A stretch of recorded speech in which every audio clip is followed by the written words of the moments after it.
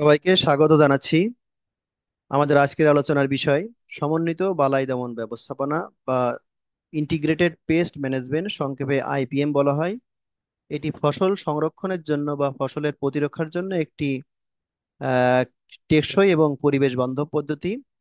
আমাদের আজকের আলোচনায় থাকবে যে এই আইপিএম কি, কেন কৃষক আইপিএম ব্যবহার করবে এবং কিভাবে করবে, আইপিএম এর উপাদানগুলো কি কি, এই বিষয়ে আমাদের আজকের আলোচনা এবং আইপিএম ব্যবহার করলে কি লাভ, এই বিষয়গুলো।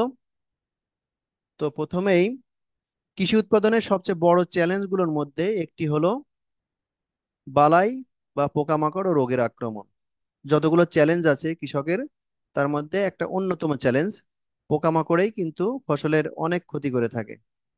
তো এবং এই ক্ষতির ফলে মানে ফলাফল কি, আক্রমণের ফলাফল হলো ফসলের উৎপাদনশীলতা হ্রাস পায় এবং খাদ্য নিরাপত্তা হুমকির সম্মুখীন হয়, ফসলের অনেক ফলন কমে যায়, ক্ষতি হয়।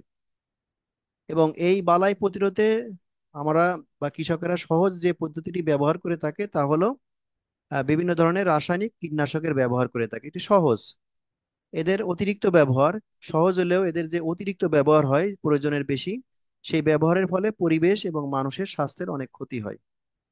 এখন এটার বিকল্প সমাধান আমরা কি করতে পারি? আমরা কীটনাশক ব্যবহার না করে এদের বিকল্প সমাধান হলো এই সমন্বিত বালাই দমন ব্যবস্থাপনা বা আইপিএম, ইন্টিগ্রেটেড পেস্ট ম্যানেজমেন্ট। এটি একটি কার্যকর এবং টেকসই পদ্ধতি।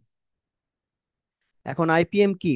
আইপিএম হলো একাধিক পদ্ধতি ও কৌশল ব্যবহার করে বালাই নিয়ন্ত্রণের একটি পরিবেশ বান্ধব এবং অর্থনৈতিকভাবে টেকসই পদ্ধতি। বালাই বলতে আমরা বোঝাচ্ছি রোগ, পোকামাকড়, আগাছা এবং অন্যান্য যে কোনো জীব যারা ফসলের ক্ষতি করে থাকে তাদেরকে আমরা বালাই বলে থাকি, বা ইংলিশে এদেরকে বলা হয় পেস্ট।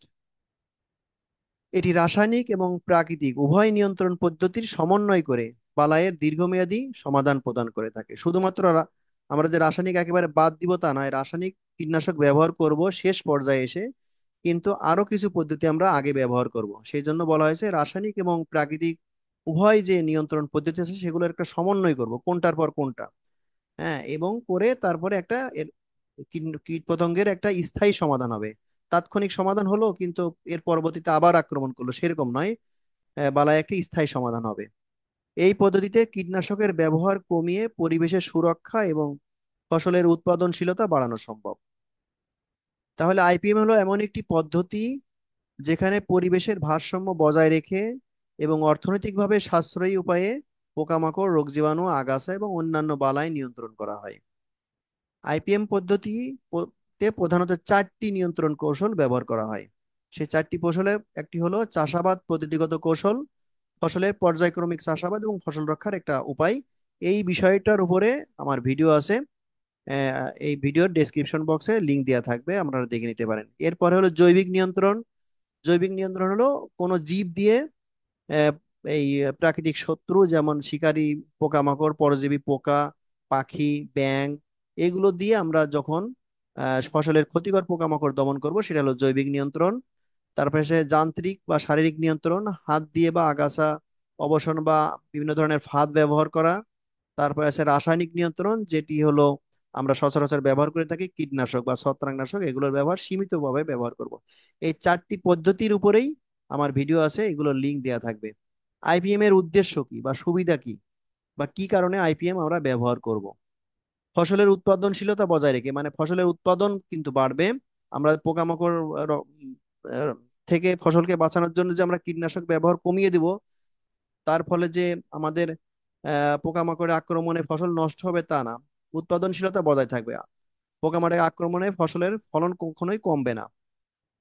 এবং এই পরিবেশের ক্ষতিকর প্রভাব, রাসায়নিক কীটনাশক ব্যবহারের ফলে যে পরিবেশের ক্ষতি হয় সেই ক্ষতিকর প্রভাব কমিয়ে আনা, এবং এর মাধ্যমে কৃষক এবং পরিবেশের উভয়েরই সুরক্ষা নিশ্চিত হয়। কৃষকও কিন্তু এই কীটনাশকের ক্ষতির সম্মুখীন হয়ে থাকে।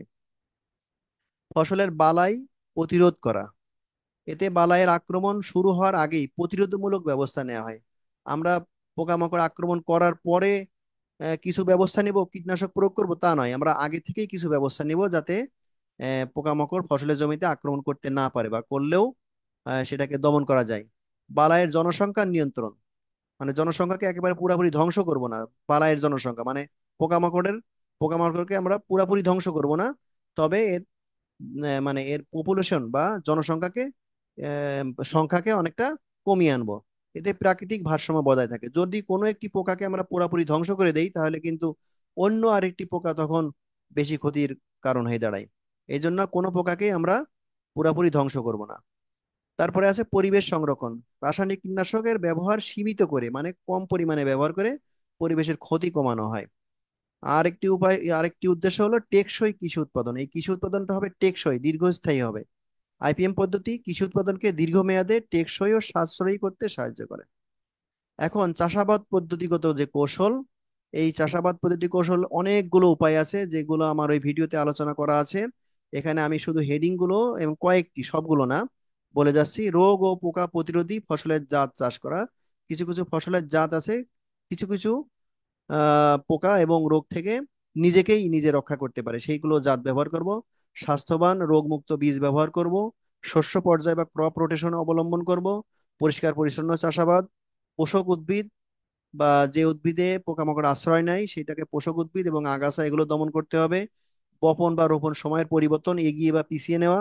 সঠিক বীজ হার এবং সঠিক দূরত্ব বজায় রেখে চারা রোপণ বা বীজ বপন। সার ও সেচ ব্যবস্থাপনার মাধ্যমে পোকামাকড় দমন। প্রুনিং বা ছাঁটাইকরণ, রোগাক্রান্ত ডালপালা ছেঁটে ফেলা। পতিত রাখা, জমি পতিত রাখা, কোনো একটা বছরে জমিটাকে বছরের একটা একটা মৌসুমে জমিটাকে ফেলে রাখা, কোনো ফসল চাষ না করা। ফাঁদ ফসলের চাষ করা, পোকাকে ফাঁদে ফেলা হয়।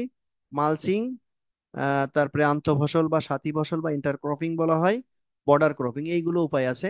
এরপর আছে জৈবিক নিয়ন্ত্রণ। জৈবিক নিয়ন্ত্রণের মাধ্যমে প্রাকৃতিক শিকারী পোকা, পাখি, ব্যাঙ, পরজীবী, রোগ জীবাণু ব্যবহার করে বালাই নিয়ন্ত্রণ করা হয়। যেমন লেডিবার্ড বিটল, এফিড নামক ক্ষতিকর পোকাকে খেয়ে ফেলে। এর কতগুলো উদাহরণ। জমিতে পাখি বসার ব্যবস্থা করলে পাখি পোকামাকড় খেয়ে ফেলে। ধানের জমিতে ব্যাঙ ছেড়ে দেয়, ব্যাঙ অনেক পোকামাকড় খেয়ে ফেলে। ধানের ক্ষেতে মাছ চাষ করলেও পোকামাকড়ের আক্রমণ কমে। তারপরে কিছু পরজীবী পোকা ক্ষতিকারক পোকাগুলোর শরীরে ডিম পাড়ে এবং তাদের বংশ বিস্তার বন্ধ করে দেয়। এক পোকা আর এক পোকা শরীরে ডিম পাড়ে, সেই ডিমগুলো ফুটে যখন বাচ্চা বেরোয় তখন ওই পোকা ধ্বংস হয়ে যায়। জৈব কীটনাশক, যেমন নিম, মেহগনির ফল, তামাক পাতা থেকে নির্যাস সংগ্রহ করে সেটা থেকে কীটনাশক তৈরি করে জমিতে স্প্রে করা হয়। জীবাণু, যেমন ব্যাকটেরিয়া, ভাইরাস, ছত্রাক। এখানে একটি ব্যাকটেরিয়ার নাম বলা আছে ব্যাসিলাস থুরিনজিয়েন্সিস। এই ব্যাকটেরিয়াটি কোনো কোনো পোকার দেহে রোগ সৃষ্টি করে পোকাকে মেরে ফেলে বা পোকার সংখ্যা কমিয়ে দেয়। এরপরে আছে যান্ত্রিক ও শারীরিক নিয়ন্ত্রণ। যেমন ফাঁদ ব্যবহার, বিভিন্ন ধরনের ফাঁদ আছে। ফেরোমন ফাঁদ, লাইট ট্র্যাপ বা আলোর ফাঁদ, স্টিকি ট্র্যাপ, এগুলো ব্যবহার করে পোকা দমন করা যায়। হাত জাল ব্যবহার করে বা হাত দিয়ে পোকা মেরে ফেলা যায়, অপসারণ করা যায়। চকচকে পলিথিন স্ট্রিপ জমিতে ব্যবহার করলে অনেক পোকা আসে না। ফসল সংগ্রহের পর নাড়া বা অবশিষ্টাংশ পুড়িয়ে ফেলা। যদি কোনো এই ফসলের অবশিষ্টাংশের মধ্যে পোকামাকড়ের ডিম, লার্ভা এগুলো থাকে তখন এই পুড়িয়ে ফেললে এগুলো ধ্বংস হয়। ব্যাগিং করা, বিশেষ করে ফলের ক্ষেত্রে করা হয় পিটিয়ে বা খুঁচিয়ে। অনেক ক্ষেত্রে কিছু কিছু পোকামাকড় আছে, যেমন নারকেল গাছের গন্ডারে পোকা, এটা পিটিয়ে খুঁচিয়ে বের করে এনে মারা হয়। চালনি দিয়ে চেলে বা কুলা দিয়ে ঝেড়ে অনেক পোকামাকড় আহ মুক্ত করা যায়। গাছের ডাল ঝাঁকিয়ে কিছু পোকামাকড় ফেলে দেওয়া যায়। ব্রাশ দিয়ে ঘষেও অনেক গাছের পোকামাকড় দূর করা যায়, এইগুলো আমরা করতে পারি। এরপরে সর্বশেষ যে উপায় সেটি হলো রাসায়নিক নিয়ন্ত্রণ। এই যতগুলো পদ্ধতি আমরা বললাম, আধুনিক চাষাবাদ পদ্ধতি, যান্ত্রিক দমন, জৈবিক দমন, এগুলোর পরেও যদি পোকার আক্রমণ থেকে ফসলকে রক্ষা করা না যায় তখন আমরা শেষ চেষ্টা হিসাবে রাসায়নিক কীটনাশক ব্যবহার করে থাকি। এটি আইপিএম এর একটি অংশ, তবে এটি শেষ ধাপে ব্যবহৃত হয় এবং খুব সীমিত মাত্রায় প্রয়োগ করা হয়। রাসায়নিক নিয়ন্ত্রণের মাধ্যমে কীটনাশক, ছত্রাকনাশক, আগাছানাশক প্রয়োগ করে বালাই নিয়ন্ত্রণ করা হয়। রাসায়নিক নিয়ন্ত্রণের ক্ষেত্রে কিছু গুরুত্বপূর্ণ বিষয় মানতে হবে, যেমন সঠিক মাত্রায় কীটনাশক প্রয়োগ করতে হবে, সঠিক সময়ে কীটনাশক প্রয়োগ করতে হবে এবং দীর্ঘ সময় ধরে একই জমিতে একই কীটনাশক ব্যবহার না করে কীটনাশকের প্রকার পরিবর্তন করে, চেঞ্জ করে নিয়ে প্রয়োগ করতে হবে। এই ছিল আমাদের আজকের আলোচনার বিষয়। সবাইকে ধৈর্য সহকারে শোনার জন্য অসংখ্য ধন্যবাদ। আল্লাহ হাফেজ।